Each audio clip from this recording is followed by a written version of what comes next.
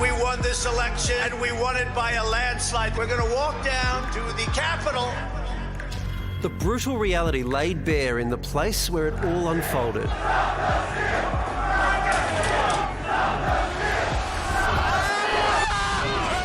If that's not an impeachable offense, then there is no such thing. This was a disaster of historic proportion. And make no mistake about it, things could have been much worse. They could have killed all of us. The lead prosecutor tearing up as he remembered that day, a day his daughter happened to be visiting. The kids hiding under the desk, placing what they thought were their final texts and whispered phone calls to say their goodbyes. They thought they were going to die. I told her how sorry I was. And you know what she said? She said, "Dad, I don't want to come back to the Capitol."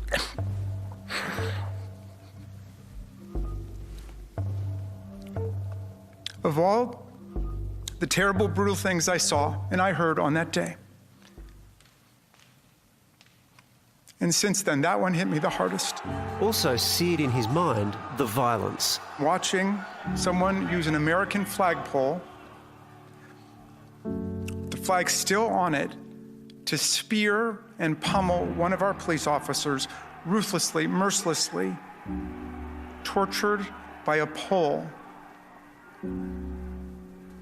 with a flag on it that he was defending with his very life.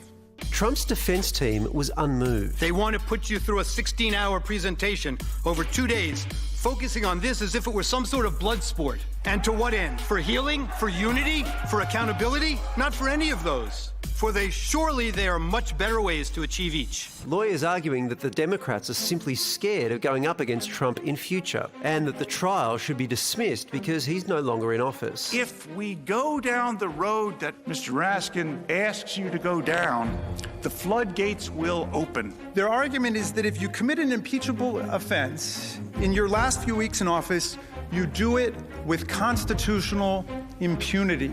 You get away with it. The argument didn't work, even on some of Trump's own party, one of whom changed his vote. Why do you think the Trump defense team did a terrible job? Did you listen to it? I did. Okay, then it speaks for itself. Trump reportedly furious. Yes, Trump was not happy with that performance. He was borderline screaming. Today, a small win in the quest to hold him to account. This was a national tragedy, disaster for America's standing in the world. And President Trump is singularly responsible for inciting it. This cannot be our future. This cannot be the future of America. And Steve Clemens joins us now from Washington. Steve, the performance from Trump's lawyers have, been labelled incoherent, cringeworthy, car crash TV. Just how bad was it in your opinion? Well, Alan Dershowitz, the president's attorney during his first impeachment, says, "I don't know what they're doing." And he says, well, the president kind of is getting the kind of lawyers that he paid for, which means he didn't pay much and he didn't get very good lawyers. But they didn't do well. A lot of people were pretty shocked at how poor the team was. But they were really, really, really impressed with the Democratic case against the president, whether they go that way or not. But they were impressive. The president's attorneys were not. Well, the numbers were always in Trump's favour. Is this likely to change anything, or do you think he's still going to be acquitted?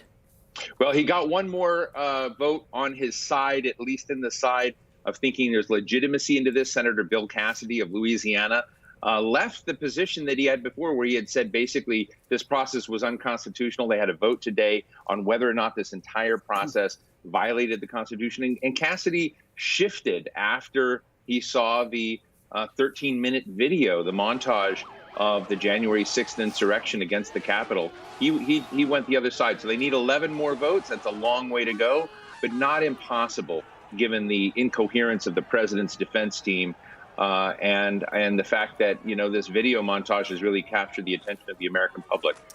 This is obviously very interesting to people who are interested in politics. But what about the American people more generally? Are they tuned into this whole proceeding? I think you've got roughly half of America mesmerized and concerned by what's going on, and the other half of America just doesn't really care. I think they want to get beyond this. We have a new president, but it remains equally divided. If you look at Joe Biden's numbers right now, he has 61% approval rating, which means that same 39% that's always been out there for Donald Trump is still out there for Donald Trump, even despite everything that is coming out. So, yeah, a lot of Americans do care, but there's a substantial number that just don't. And what about you, Steve? How important a moment do you think this is for American democracy? I think it's a big deal, not just for Trump, for the next president who tries to pull this thing. A lot of us have written about, hey, Donald Trump didn't make this work. He wasn't competent enough to do it. But another smarter president who doesn't want to leave office could, in fact, do something like this. So I think this is a shot across the bow for the future of American democracy, if you will, to try and protect it.